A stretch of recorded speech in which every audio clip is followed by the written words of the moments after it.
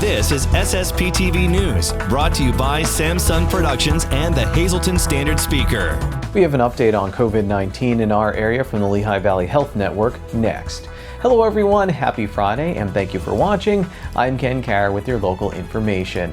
Are COVID-19 cases and hospitalizations going up in our area? Who can get a third dose of the vaccine, and what about the booster shot? Lisa Sugar gets answers to these questions and more in today's news feature.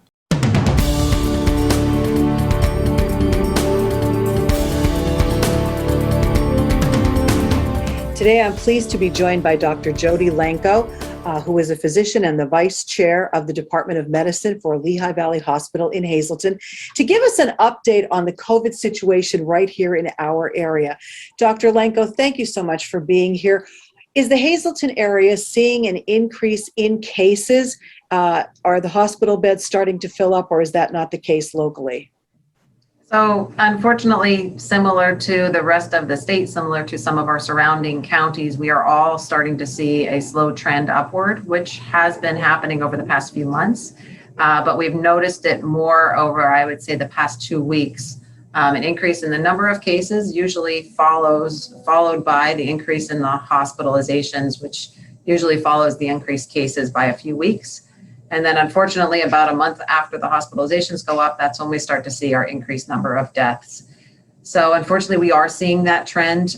We are seeing a significantly higher number of patients that are in the hospital, hospitalized with COVID, in the ICU with COVID infections, much more so than we were in the summer months. Are these patients the ones who are mainly vaccinated, not vaccinated? And is this the variant that we're seeing as well?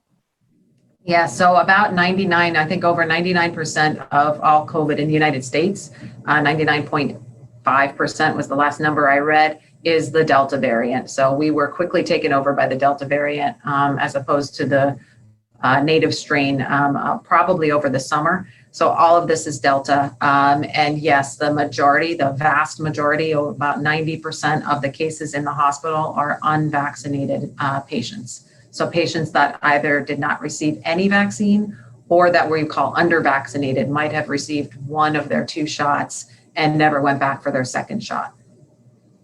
And I understand that employees at Lehigh Valley Hospital are being mandated to get the vaccine, but there is an exception. So can you tell us about that? Fortunately, some of the healthcare facilities, not just us, Geisinger, St. Luke's, Lehigh Valley, even before the government recommendations came out last week and the mandates came out last week, Lehigh Valley took a very strong stance that all employees, whether you see patients or you don't, need to be vaccinated by a certain date. They have relaxed a little bit in that if you've had proven COVID infection within the last 12 months, you can delay your vaccine for 12 months, but it is a delay, not an exception to the rule. So we're going through that process right now, and it has resulted in a significant increase in, say, we were waiting for the last 20% or so of our employees to get vaccinated, and more than half of those have done so. So you do have a majority that have said, yes, I will get the vaccine. Yes. Within Lehigh Valley, I can't speak for the other organizations, but that was the goal, is to protect our employees so that we can continue to protect the community. And also there is talk then of this booster vaccine. What is the status right here in our area? Is that being given yet? Will that be given? Tell us what you know about that. Sure. So right now we are offering first and second doses to any patient that has not received their first or second dose over the age of 12. So those are still available at our vaccine clinics. We have them all across our network, but at Lehigh Valley Hazleton, we have a walk-in available. We do encourage people to register to get their vaccine. In addition, they're offering what's called a third dose. So it's not quite the same as a booster dose. It's a little confusing. But that third dose is really for patients or people that are not expected to get the full immune response from the first 2 doses.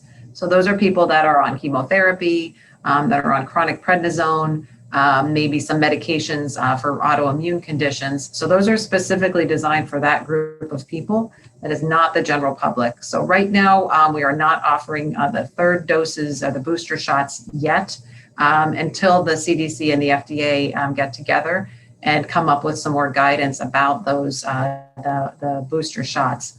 We expect that guidance to come out hopefully by next week. The committee is supposed to meet at the end of this week, and we should have more guidance specifically regarding Pfizer. We don't think that the Moderna boosters are going to be quite as quick to come out. We think that the Pfizer booster is more likely to be recommended, but we don't know in whom. It might be in a subset of a population. So more to come, and keep in touch with your healthcare providers with all the questions, because things change week by week, and this is a moving target. Today's news feature is brought to you by The Cheese Store and more. Go to their Facebook page to see their specials and check out their catering menu. The Hazleton Area High School boys golf team wrapped up the Wyoming Valley Conference Division II Championship on Thursday.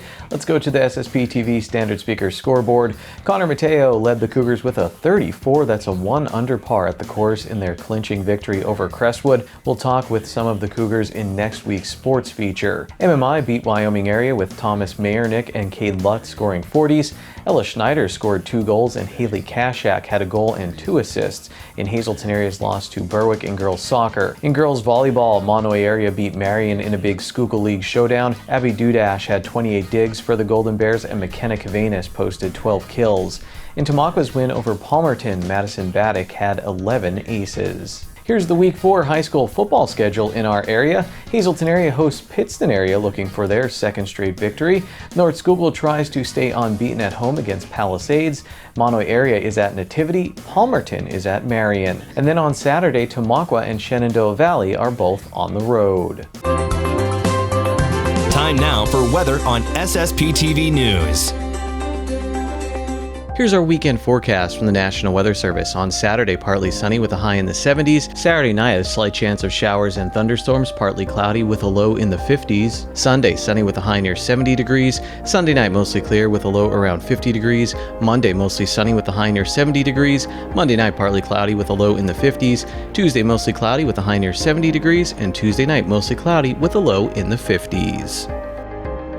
Coming up next, a look at our new Let the People Know show with local veterans, and we'll have information on the Quilts of Valor program. And later in sports, the head of Joe and Jay Madden's Respect 90 Foundation talks about shifting from a life in baseball to a life in the nonprofit volunteer world.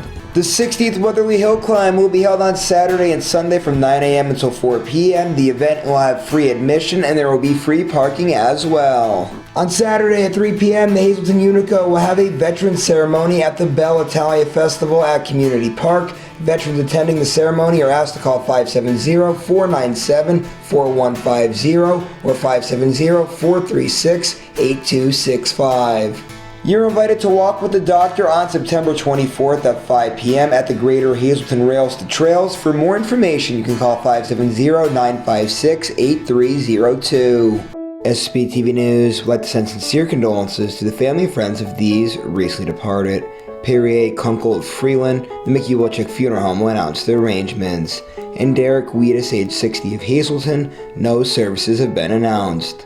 Tonight's obituaries are being brought to you in part by Harmon Funeral Homes and Crematory, with 2 locations in Rockland and in Drums, 570-384-3312 or 570-788-0977, and go to harmonfuneral.com.